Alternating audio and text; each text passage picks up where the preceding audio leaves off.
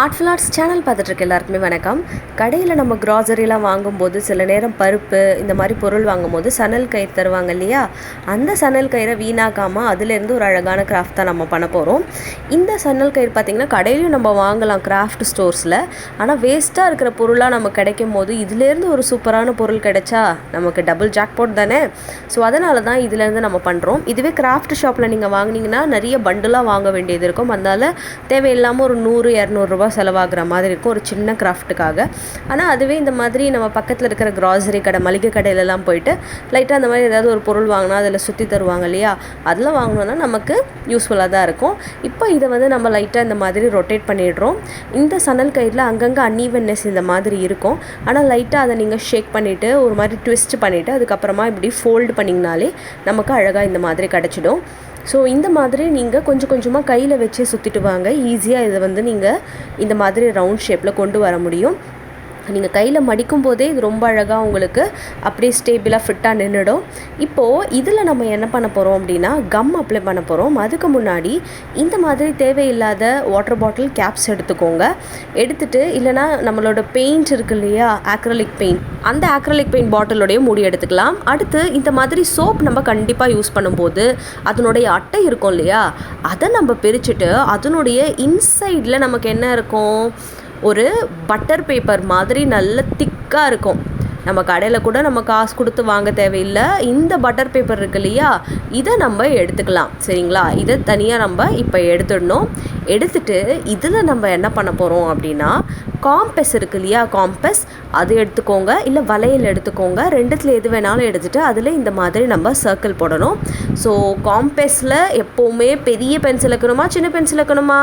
சின்ன பென்சில் வச்சா தான் நமக்கு ஈஸியாக சர்க்கிள் வரைய முடியும். பெரிய பென்சில் வச்சா அந்த பென்சிலே தடையாக இருக்கும். So next time compass use பண்ணும்போது சின்ன பென்சில் யூஸ் பண்ணிக்கோங்க, இல்லை அதுக்குன்னே சின்ன பென்சில் ரெடியாக எடுத்து வச்சுக்கோங்க. இப்போது இந்த ரவுண்ட் ஷேப்புக்கு நம்ம இதை அழகாக கட் பண்ணிவிட்டு இதை நல்லா வந்து நம்ம கை வச்சு அழுத்தினோன்னா நமக்கு ஸ்டேபிளாக வந்து இந்த மாதிரி கிடச்சிடும்.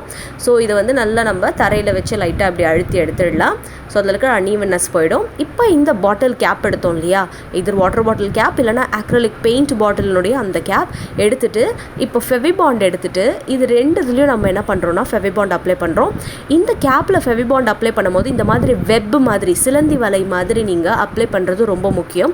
ஏன்னா இது ஒரு லேயர் ஆகி உங்களுக்கு ஒட்டும். இப்போ வெறுமனே நீங்கள் வந்து அந்த பாட்டிலுடைய ஓரத்தில் மட்டும் ஒட்டினீங்கன்னா உங்களுக்கு ஸ்ட்ரென்த் இருக்காது, டக்குன்னு வந்து பிச்சுட்டு வந்துடும். அப்படி இல்லாமல் இந்த மாதிரி வெப் மாதிரி பண்ணிவிட்டு ஒட்டினோன்னா ரொம்ப ஸ்ட்ராங்காக இருக்கும். ட்ரை பண்ணி பாருங்கள். ஸோ இது வந்து ஒரு இன்டர்லூப் லிங்க் மாதிரி தான் இந்த கம் அப்ளை பண்ணிவிட்டு இப்போ நம்ம இதில் ஒட்டியிருக்கோம். ஸோ இப்போ ஒட்டிட்டோமா, அடுத்து நம்ம சணல் கயிறை வந்து ரொட்டேட் பண்ணி வச்சுருந்தோம் இல்லையா, அதை இது மேலே ஸ்டிக் பண்ண போகிறோம். அதுக்காக இதுக்கு மேலே ஃபுல்லாக ஃபெவிபாண்ட் இல்லைனா ஃபேப்ரிக் க்ளூ வந்து அட்டாச் பண்ணிக்கோங்க. ஃபேப்ரிக் க்ளூலாம் அட்டாச் பண்ணோன்னா கொஞ்சம் கையிலலாம் அதிகமாக பட்டு பிசு பிசுன்னு ஆகிடும். அந்த ஒரு காரணத்துக்காக நான் ஃபெவிபாண்ட் யூஸ் பண்ணியிருக்கேன். நீங்கள் சாதாரண ஃபெவிகால் கூட யூஸ் பண்ணலாம். சரியா?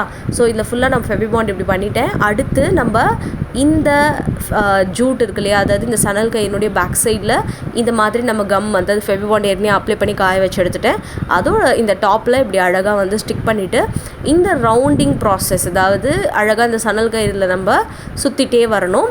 இப்படி சுற்றிட்டே வந்தீங்கன்னா, அதாவது கேப்பே இல்லாமல் நீங்கள் சுற்றணும். சரிங்களா? ஸோ இப்படி சுற்றிட்டே வந்திங்கன்னா அந்த கேப் முழுக்க நம்ம சுற்றிடலாம். சுற்றும் போது ஒரு இடம் கூட கேப் இல்லாமல் அன்ஈவன்னஸ் இல்லாமல் பார்த்துக்கோங்க. அடுத்து இந்த பாட்டமுக்கு சுற்றும் போது கொஞ்சம் கவனம் தேவை. ஏன்னா இதை நீங்கள் வந்து அப்படியே கீழே சர்ஃபேஸில் ஒட்டுற மாதிரி பண்ணுங்கள். இல்லை சுற்றிட்டே இருந்தீங்கன்னா ஒரு பண்டில் ஃபார்ம் ஆகிற மாதிரி உங்களுக்கு ஃபார்ம் ஆகிடும். நான் சொல்கிறது புரியுதா? அந்த கேப்பினுடைய எண்ட் இந்த கார்டினுடைய ஸ்டார்டிங்கில் நம்ம லைட்டாக இந்த மாதிரி கொஞ்சம் வெளியே கொண்டு வந்து ஒட்டினா தான் நமக்கு அந்த கார்டில் இது ஒட்டும். இல்லைன்னா இது என்ன ஆகிடும்னா அந்த கேப்பினுடைய அந்த பாட்டமில் ஒரு பெரிய பண்டில் மாதிரி சுற்றிடும். அதை வந்து ஞாபகம் வச்சுட்டு அந்த இடத்துல மட்டும் கொஞ்சம் ப்ரிகாஷனாக ரெடியாக இந்த மாதிரி பண்ணிட்டிங்கன்னா பேலன்ஸ் இருக்கிற இடத்துல எப்பொழுதும் போல் தாராளமாக நம்ம இந்த மாதிரி சுற்றிட்டோன்னா அழகாக நமக்கு இப்படி கிடச்சிடும். இப்போது ரிமைனிங் போர்ஷன் நமக்கு ஒயிட்டாக தெரியுது பார்த்தீங்களா, அதை நம்ம என்ன பண்ணிடணும் அப்படின்னா சிசர் யூஸ் பண்ணி கட் பண்ணிடணும்.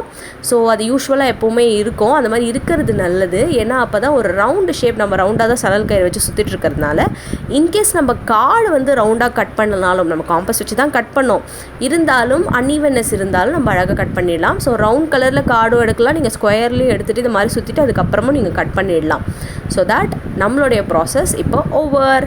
நெக்ஸ்ட்டு நம்ம லைட்டாக வந்து இந்த மாதிரி லைட்டர் இல்லைனா தீக்குச்சி, வெத்துக்குச்சி இருக்கு இல்லையா, அதை எடுத்துக்கோங்க. இது ரெண்டும் யூஸ் பண்ணும்போது அப்பா அம்மா உங்கள் கூட இருக்கணும், இல்லைனா நீங்கள் இந்த ஸ்டெப்பை பண்ணவே வேண்டாம். ஓகே, ஸோ இதை வந்து லைட்டாக இந்த மாதிரி நம்ம பண்ணும்போது அந்த மேலே இருக்கிற சின்ன சின்ன சணல் கயிறினுடைய அந்த திரிகள் இருக்குது இல்லையா, அது வந்து போயிடும்.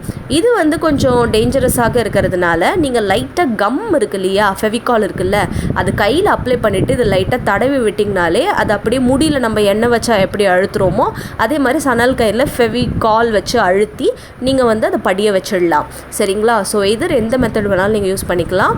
கடைசியாக ஃபெவிபாண்டை இந்த மாதிரி அந்த கேப்பினுடைய இந்த விளிம்பில் ஃபெவிபாண்ட் அப்ளை பண்ணிவிட்டு அதில் இந்த மாதிரி செயின் ஸ்டோனாக நான் ஸ்டிக் பண்ணுறேன். உங்கள்கிட்ட நார்மல் ஸ்டோன் இருந்தால் அது யூஸ் பண்ணிக்கோங்க, இல்லைனா உங்களுடைய பழைய கிளிப்ஸ் இல்லை பழைய நெக்லஸ்லாம் இருக்கும் இல்லையா, அதில் இந்த மாதிரி கண்டிப்பாக கற்கள் இருக்கும், அதை எடுத்து ரீயூஸ் பண்ணிக்கோங்க. சூப்பர் ஐடியாவா? ஸோ நெக்ஸ்ட் வந்து இதில் ஃபுல்லாக நம்ம இந்த மாதிரி அழகாக இந்த செயின் ஸ்டோனை சுற்றிடுறோம். இது இல்லைன்னா உங்கள்கிட்ட எந்த பொருள் இருக்கோ அதை நீங்கள் யூஸ் பண்ணிக்கிறது பெட்டர். எல்லாமே உங்களோட க்ரியேட்டிவிட்டியை பொறுத்து தான். சரியா? ஸோ இதை ஒட்டியாச்சு. அடுத்து பேர்ல் இருக்கு இல்லையா, ஹாஃப் பேர்ல், அதில் பெரிய சைஸ், இன்னொன்று சின்னது, இது ரெண்டுத்தையுமே நம்ம அழகாக இதில் ஒட்டிட்டு இந்த செயின் ஸ்டோனை மறுபடியும் இந்த மாதிரி இதில் ஒட்டுறோம். ஸோ உங்களோட க்ரியேட்டிவிட்டிக்கு ஏற்ற மாதிரி உங்கள்கிட்ட இருக்கிற பொருளை வச்சு இது எப்படி வேணாலும் டெக்கரேட் பண்ணிக்கலாம். இப்போ கிஃப்ட் ரேப்பர் இருக்கு இல்லையா, அதில் ஒரு சின்ன போர்ஷன் எடுத்துகிட்டு அதில் நான் இந்த மாதிரி நிறைய கட்டிங் வந்து கொடுக்குறேன். அதை ரெண்டாக மடிச்சுட்டு இந்த கட்டிங் எதுக்கு அப்படின்னா இதை வந்து நம்ம அழகான ஒரு பேர்டினுடைய ஃபெதராக மாற்ற போகிறோம் அதுக்காக. ஸோ இந்த மாதிரி கிடச்சிடும். இப்போ மடிக்கி வச்சுட்டு சிசர் யூஸ் பண்ணி இதை அப்படியே ஒரு செமி கர்வ் மாதிரி அழகாக லீஃப் ஷேப்புக்கு நீங்கள் இப்படி கொண்டு வந்துடணும். கொண்டு வந்துட்டு இதுலேயும் லைட்டர் யூஸ் பண்ணி லைட்டாக காட்டினீங்கன்னா இது பிளாஸ்டிக், ஸோ டக் டக்குன்னு உருகிடும். அதனால் கொஞ்சம் அழகாக இதில் காட்டி எடுத்துக்கலாம். வேணும்னா பண்ணுங்கள், இல்லைனா வேண்டாம். அப்படியே இதில் சேர்த்து இப்படி கம் வச்சு அட்டாச் பண்ணிட்டோம்னா அதுக்காகவே ஃபெவிபாண்ட் இப்போ யூஸ் பண்ணணும் நம்ம. ஸோ ஃபெவிபாண்ட் யூஸ் பண்ணிவிட்டு இப்போ அந்த ஃபெதரை அழகாக இதோடு சேர்த்து இப்படி வச்சு ஒட்டிட்டோன்னா ரொம்ப அழகான ஒரு ஹேட் அப்படின்றது நமக்கு ரெடி ஆகிடும். இந்த ஹேட் உங்கள் எல்லாருக்குமே பிடிச்சிருக்கும்னு நினைக்கிறேன். ஆனால் இது வெறும்னே அப்படியே விட்டுடலாமா? உங்களுடைய வால் டெக்கராக இதை நீங்கள் கண்டிப்பாக யூஸ் பண்ணிக்கலாம். இந்த மாதிரி 5 to 10 ப்ரிப்பேர் பண்ணி யூஸ் பண்ணிக்கலாம். இதில் வந்து உள்ளன் த்ரெட் அட்டாச் பண்ணி நீங்கள் ஹேங்கிங்காக யூஸ் பண்ணலாம். ஆனால் இன்றைக்கி நம்ம வீட்டு குட்டீஸ்க்கெல்லாம் இது அழகாக நீங்கள் கிஃப்ட் பண்ணுறதுக்காக சூப்பர் கிராஃப்டாக நம்ம கொடுக்க போகிறோம். இதோட பேக் சைடு அப்படியே திருப்பிக்கோங்க. திருப்பிட்டு இதில் ஃபெவிபாண்ட் இல்லை க்ளூ கன் இந்த மாதிரி ஒரு பக்கம் அப்ளை பண்ணிவிட்டு டிக்டாக் கிளிப் இருக்கு இல்லையா அது, இல்லைனா ஹேர் பேண்ட் இருக்கு இல்லையா அது, இல்லைனா ஹேர் கிளிப், இல்லைனா ஹேர் பின் இருக்கும் இல்லையா, அதில் எது வேணாலும் எடுத்துகிட்டு இந்த மாதிரி நீங்கள் கம் அப்ளை பண்ணிவிட்டு இதில் வந்து நம்ம கொஞ்சம் நேரம் காய வச்சுட்டு அதுக்கப்புறமா இந்த டிக்டாக் கிளிப்போ இல்லைனா வேறு ஏதாவது கிளிப்போ எதுவோ அதை எடுத்துகிட்டு இதில் இப்படி அழகாக ஒட்டி அட்டாச் பண்ணிக்கோங்க. உங்களோட விருப்பம் தான்.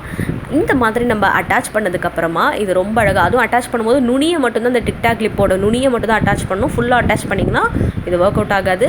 அதனால் அழகாக இந்த மாதிரி அட்டாச் பண்ணிங்கன்னா சூப்பரான ஒரு ஹேட் கிளிப் உங்களுக்கு ரெடி ஆகிடுச்சு வீட்டிலேயே. கண்டிப்பாக இது உங்கள் வீட்டில் நீங்கள் ட்ரை பண்ணி பார்ப்பீங்கள்ல, தலையில் வைக்கும் போது ரொம்ப அழகான ஒரு கிளிப்பாக இது இருக்கும். ஸோ மிஸ் பண்ணாமல் இது உங்கள் வீட்டில் நீங்கள் ட்ரை பண்ணி பார்த்துட்டு எப்படி இருந்ததுன்னு எனக்கு சொல்லுங்கள். கடையில் காசு கொடுத்தே வாங்க தேவையில்லை. எத்தனை வேஸ்ட் ஆப்ஜெக்ட் இந்த கிராஃப்ட்டுக்காக நம்ம யூஸ் பண்ணியிருக்கோம் கமெண்ட் பாக்ஸில் கீழே சொல்லுங்கள். கூடவே இந்த வீடியோ பிடிச்சிருந்தா மறக்காமல் லைக் பண்ணிவிட்டு நம்ம சேனலை சப்ஸ்கிரைப் பண்ணிவிட்டு பெல் ஐக்கானையும் ப்ரெஸ் பண்ணி வச்சுக்கோங்க. அடுத்த வீடியோவில் சூப்பர் டூப்பர் கிராஃப்ட் ஐடியாவோடு உங்களை சந்திக்கிறேன். அது வரை டாட்டா அண்ட் பை பை.